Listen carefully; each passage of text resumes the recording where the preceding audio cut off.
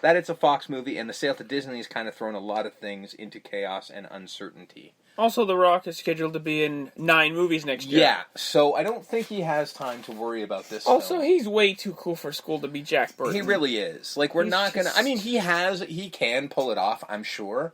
But, like you said, in a world where Kurt Russell has a kid that looks exactly like him, why not do that? And set it in the 80s. I mean, Christ, you're going to be using mysticism and shit like that. It doesn't really matter what time period you really put it in. Yeah, So. like, you want to put The Rock in it as a character, like... He could be the new Wang or whatever you want to call him. Yeah, like he could be the, I guess the sidekick / actual hero of the picture to Kurt Russell or Wyatt Russell's Jack Burton. Mm-hmm.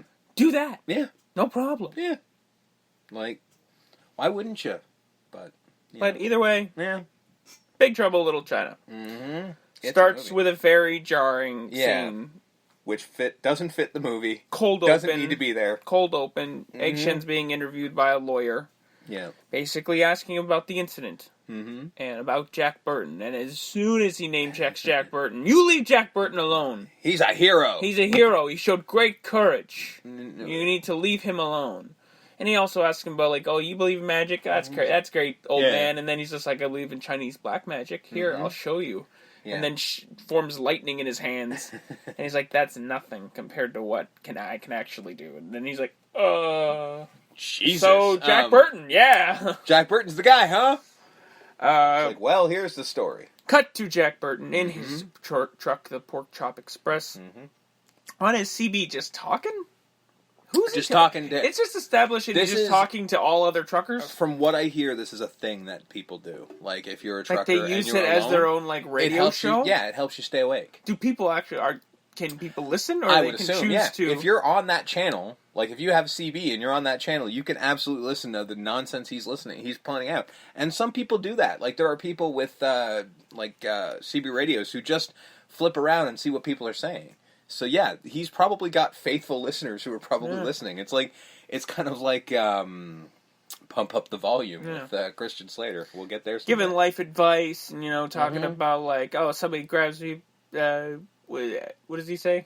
If somebody grabs you, he's like, have you paid your dues? Like, well, let me tell you something. Have you paid your dues check? Yeah, the check is in the mail. Like, okay. He's like macking on a sandwich, talking on the CB, driving a truck in a rainstorm. Yeah. Like, oh, okay. I mean, he's just basically straight up tough guy, posturing. And it's like, yeah, all right. I guess we're supposed to believe that he's the tough guy. I mean, I guess I was saying he was doing a Jack. It's more of a John Wayne. A little bit. More of a John Wayne that he's doing. Well, he's definitely, he did base the character on John Wayne. Yeah. There's a lot of John Wayne in there. So he arrives at a market, we find out, in San Francisco, in Chinatown. I guess either dropping off or picking up. Yeah. He's a truck driver, so I don't know.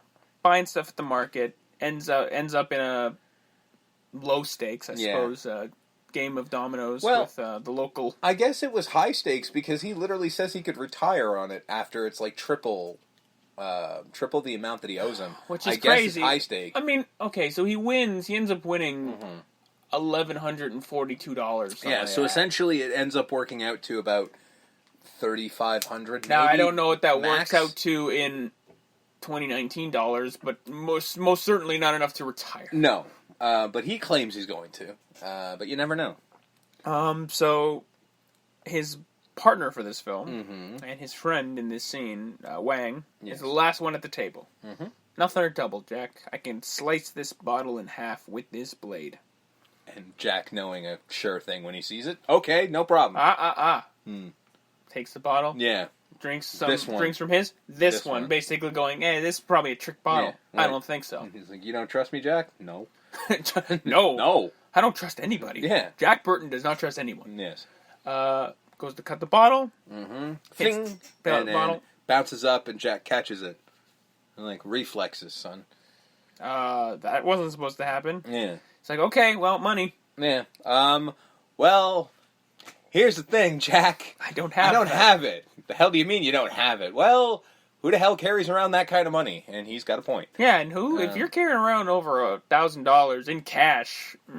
At this point, almost $3,000 in cash. Like, in the 80s, you're going to get robbed. That's just a guarantee. So, He's just like, okay, well, we'll go back to my place and we'll get it. Go back to my restaurant, we'll get the money, but first I gotta go to the airport, so you follow me in my car. And he's like, airport? I don't think so. He goes, just it's okay. Yeah, because you say airport, like, oh, where are you going? Yeah, where are you going, son? He's like, no, I gotta pick somebody up. Oh, okay. Oh, in my truck. Oh, you said you're gonna follow me. Yeah, I came to my senses. Smartened up, yeah, get in here. Get in here.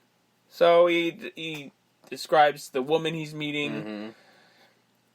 I'm assuming an arranged marriage from how it's described. It really, well, I don't know. I mean, my guess is, considering how excited they are to see each other, a pen pal maybe? Maybe. He said because they were friends when they were kids. Yeah. When he was growing up in China. Yeah, but like the way that they go at each other when they finally get a chance, there's no like, oh, we haven't seen each other in 20 years. This is like, we talked yesterday and I'm jumping on. Like, they were all over each other. So they just kept in contact, I guess. Yes. So it explains, that's why I couldn't cut the bottle. Mm-hmm. I'm just, my mind and my spirit are like going north and south. Yeah. So that's why. He's like, yeah, that's why. Yeah, sure. I bet that is, you crazy idiot. You could cut a bottle in half, sure. So they arrive at the airport. Mm-hmm. This is pretty much where most of the central characters are all meeting and converging at the same time. Isn't it really very helpful that they all went to one place? It's great. So Jack and Wang are there to meet Mao Yin, Wang's girl. Gracie Law's there to meet Tara, who I guess she's bringing in to protect her. It's never really established. No, it never really explains what the hell she's there for. I'm guessing that's what it is because reasons. So they're gonna grab, and then 3 gang members show up, Lords of Death. Mm-hmm. Don't mess with these guys, Jack. They mean business. I'm like, yes, I won't mess with the Lords of Death. Yeah, but that doesn't bother Jack. Because, again, Jack thinks he's hot shit. So he thinks he's fucking... He literally just walks up and is just like, hey, I want to talk to you for a second. And then he flings out one of them butterfly knives in the most over-the-top fucking way you possibly, showy way you possibly can. And he goes, hey, wait a minute. And then the 2 guys pull out, those telescopic batons that sort of fling out at him, and he's still constantly asking what the hell, where did you get that? As he's flinging them at him, okay, why are you asking where they got these things? Clearly they had them in their sleeve. Jack, come on, wake up, son. So they initially go to grab Tara, and she gets pulled away somehow, so they just grab Mao Yin instead. She'll do. Because it's established later that they just needed a girl to sell quickly to make money. It's human trafficking, so they're just it really doesn't matter who it is. It just, unfortunately, they really grabbed the wrong girl. Yeah. So they're chasing after them in the truck. Odd sequence of talking here. Yeah. Because he's literally like, Jack, I know I'm not supposed to... Come on, let's go. Thank you, Jack. That's not how conversations work. But my guess is they just edited something together and it just didn't come off right. Because humans don't talk like that. Yeah. But like you answer before I ask, and then I thank you right away. That was weird. So they're chasing them down the highway. Truck in front of them. They can't get to them. Yeah. We meet Egg Shin, doing a tour of Chinatown to a bunch of tourists. Yeah, he drives like a tourist bus. And almost gets just pulverized by Jack's truck. So they converge quickly. They veer off. He freaks out. Yes. They end up in an alley. And no. This truck, at its size, first isn't taking a hard right on a very narrow San Francisco street. He literally just says, turn right. When? Now. No. That truck is not pulling a 90-degree turn that quickly. It's just not happening. No. So he does that, and then he pulls into a very, very narrow alleyway. And doesn't seem to lose his rearview mirrors, which I know for a fact, having been in many of those trucks, they stick out way the fuck far. All of these things, it would have destroyed half the truck. But no, we're good. So they pull in. Hear some drums off in the distance. Yeah. Turns out it's a funeral. For the Chang Sing, the Fighting Tongs. They're the good guys, Jack. Yes. There's 2 gangs basically in Chinatown. There's a good gang and a bad gang. Yeah. I didn't know there was such a thing as a good gang. I mean, good gang in a sense of they don't kill innocent civilians, maybe? I guess. But they still probably rob people. Then the Wing Kong show up. They're the bad guys. Yes. They're we got the Lords of Death, who are basically the arid boys for the Wing Kong. Yes. So they'll converge later. They straight up. first off, there's a Chinese standoff. Yes. So be very quiet, Jack, or we're both dead. Mm-hmm. And then the Wing Kong just pull out automatic weapons and pistols, and one, like, the main henchman, he's got, like, a gun belt across his chest. I love that. Because Al Leong's rocking blades at this point. He's not even rocking guns. Yeah. It's the bald guy that's rocking the actual pistols, the hardware here. Mm-hmm. And then they pull out just AK-47s and just start firing. Spraying everywhere. And you're like, holy shit. Spraying and praying, knocks the casket down, riddles it with bullets. Kills a couple of... The whole funeral procession just gets riddled with bullets. Then they regroup, pull out their Uzis. Like, where are you? You guys are wearing, like, ceremonial robes. Where are you holding all of this weapons and bullets? It's strapped underneath the robes. Don't you dare question me on this. This is genius. This is absolutely genius. Then they have a firefight. Everyone's out of bullets, apparently. So now we pull out the swords and the blades and the real, real fighting starts. Which I want to be how real Chinese gangs would fight. It's like just once everyone's out of bullets, and then it's just like, no, fuck it, swords and both and we're just going. Like, this is what I want it to be. And the Chang Sing are winning. They're actually fighting off the Wing Kong. Yeah. Good for them. Yay, good guys. Good gang. Yay. Yeah, good for them. Then... oh, shit. Lightning. Thunder. And rain show up. These three guys who are maybe the most badass henchmen in all of film? They might be. I mean, I wish the hats were smaller. The hats do come off as a little Spaceballsy. A little too comically overly large. Well, later in the film, they lose the hats, right? And then you just get them in their cool garb and their weapons and stuff. But they all have their own weapons and their own powers. They're pretty goddamn badass. I'm not gonna lie. And they just lay waste to everybody. To the Chang Sing. Mm-hmm. I don't think they kill any Wing Kong because Wing Kong worked for Lo Pan. So while they're laying waste, you gun it, Jack. Let's get the fuck out of here. Okay, we've stayed on way too long. Let's go. So they drive, and a man appears. Yes. In, like, full garb. It's Lo Pan. Yes. Who we see earlier as a peasant. Yeah. Which makes no sense. I don't know. Is that just an establishing shot to go, this is Lo Pan?